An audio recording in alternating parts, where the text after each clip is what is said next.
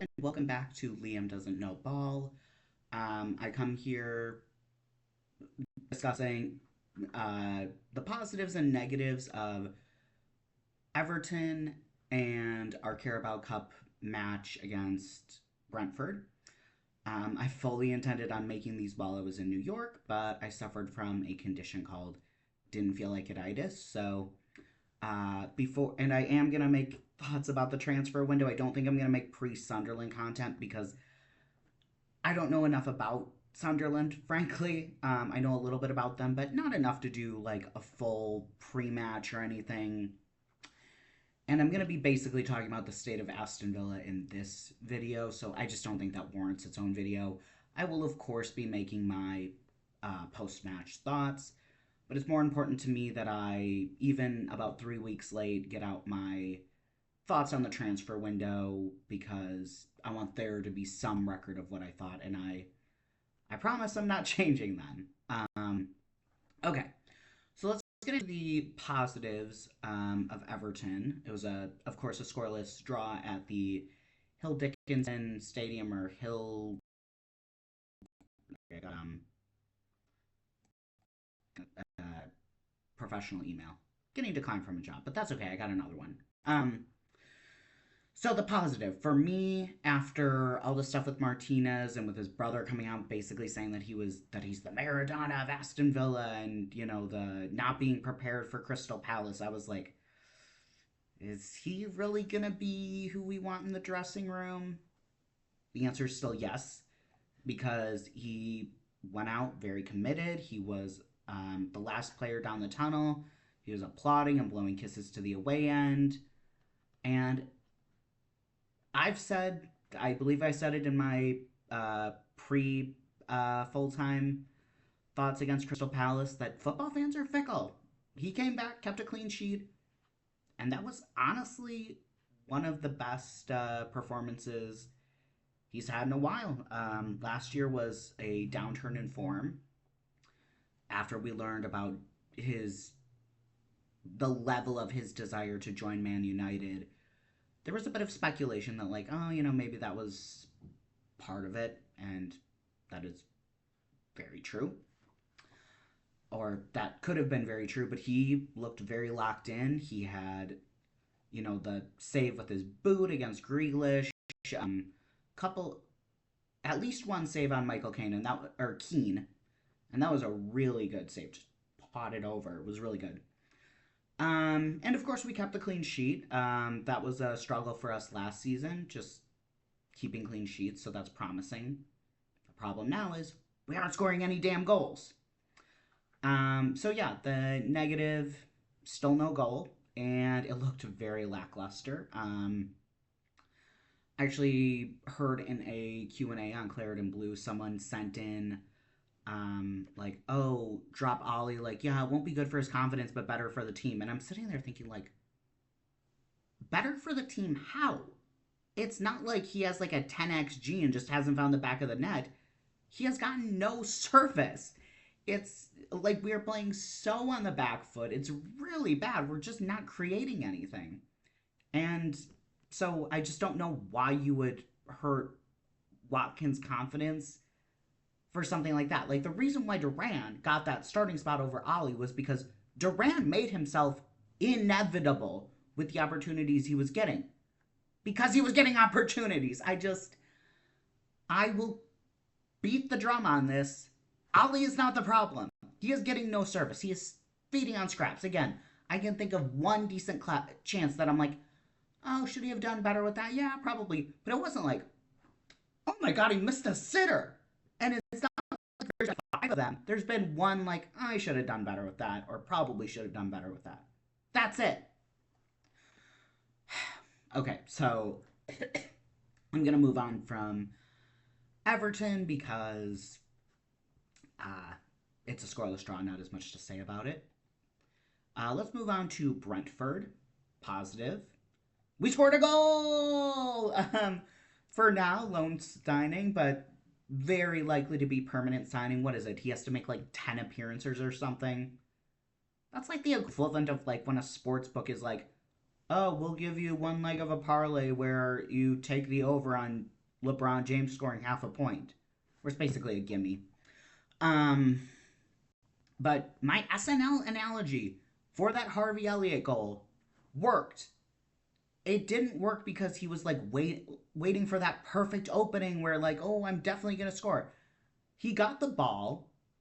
He did he even take a? I think he took a touch and shot it. And yeah, the goalkeeper probably should have done better, but he took the shot and it freaking worked. Again, the show doesn't go on because it's 11:30. The show doesn't go on because it's ready. It goes on because it's 11:30. Harvey Elliott didn't take that strike because it was a perfect opening. He took it because it was a chance, and it ended up in the back of the net. The performance overall I thought was better. We played more on the front foot, even more so than the last time we played Brentford. Sancho played 73 minutes, which was promising because he was not involved at United at all. And Emery basically said he wasn't ready, but there was the international break, so he got excuse me, so he just getting up to match fitness, and I'm sure he would have been keeping himself fit even if he wasn't like involved actively. Excuse me, at Manchester United.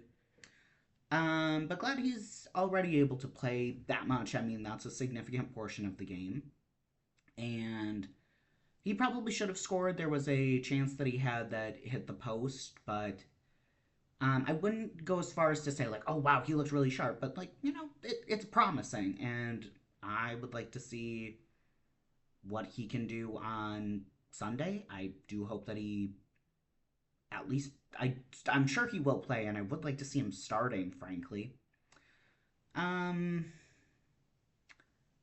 yeah, should have scored. Oh yeah, and then I haven't really talked about this because I haven't talked about the transfer window yet, but he knows Malin and Matson. And Malin, he can play sort of all along the front line. Matson plays on the left side with him. So if that familiarity with those two can help him capture that Dortmund magic, especially the pre-United Dortmund magic, that's incredible. Now let's move on to the negatives, or negative, because it's kind of all under one big umbrella. We lost on penalties to Brentford. I'm not going to talk about the penalty shootout because I can't really even remember. I know McGinn took the first penalty and it was saved. I know Buendia took a very cool penalty. I can't remember who went second. And Brentford scored all of theirs, and we didn't have Martinez in net for the third round of the Carabao Cup. Now, this is bad because, it sucks to go out in the third round to a team we really should be beating. Now, if you want to, and like, I don't think we should, but which is ironic because I'm the first one to like kind of excuse certain things, but if you want to kind of be like, okay, that was a one off, like, still shaking off the cobwebs, I don't necessarily think that's a valid excuse. But if you want to be like, okay, it was a one off, but then that was the 10th time. Like 9 times out of 10 we beat Brentford. Okay, that was the 10th time, then I can kind of be like, okay, fine. But we really, really should be beating Brentford. They don't have much depth. We are a much better team on paper. But as always, football is not played on paper. And we see that. They're playing with heart. They are playing the basics really well. They are ready to attack. So yeah, it's just really disappointing that this has already happened twice. And, I don't even know that this is a negative, but I would kind of put a más o menos. That's the only phrase that I can think of to describe that is, yes, we're out of the Carabao Cup already, but also like Emery has proven he does not give a shit about this competition. So I was already going in like, we aren't taking this competition seriously. We got past Wickham last season because Duran and Buendia were on the pitch and playing League One opposition. That was basically it. And we played Crystal Palace at home in the fourth round. And there were like 2 or 3 senior players. I think maybe the only senior attack. I think I'm getting that mixed up with something else. I'm not going to say what I was going to say. But like Jacob Ramsey was on the bench and he was one of the more experienced players and he never even made it off. Like he does not give a shit about this competition. So I'm not surprised. But, and also like we have shown now that we lost Asensio and Rashford that we don't really have the depth to be competing. Like, yeah, and that was more accurate before the end of the transfer window, but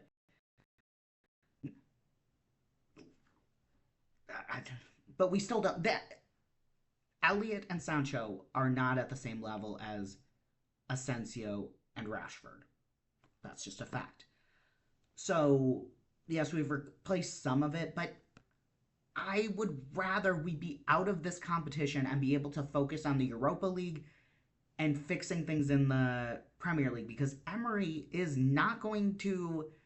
He is a gentleman of the game. He is a man who has a lot of honor. He's a man of principle. He is not going to find it acceptable for us to get 17th and win the Europa League. That is not acceptable in his mind. So the fact that we're out of the Carabao Cup is not a concern for me. It's the manner in which we went out.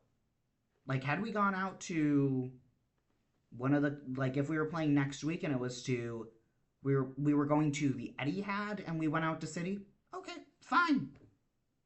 They are significantly better. But to Brentford, after we already lost to them, and going to penalties, man, it's just not good enough. So that is my thought. Those are my thoughts on Brentford and Everton. And I'm going to be back making more content. I really do want to make that video about the transfer window. I'm going to try and have that out tomorrow. So then Sunday I can make my post-match thoughts. I want to start making those Big Six videos again. I just don't know that I'll have the time with this new job that I have, but so what I think I'm going to be doing is that roast and toast concept. So I just have to come up with 2 things, like basically one positive, one negative. I'm going to try and have it about the Premier League as a whole. It might be Villa. I'm still figuring that out. All right. That's all I wanted to say. Thank you for watching, and up the Villa.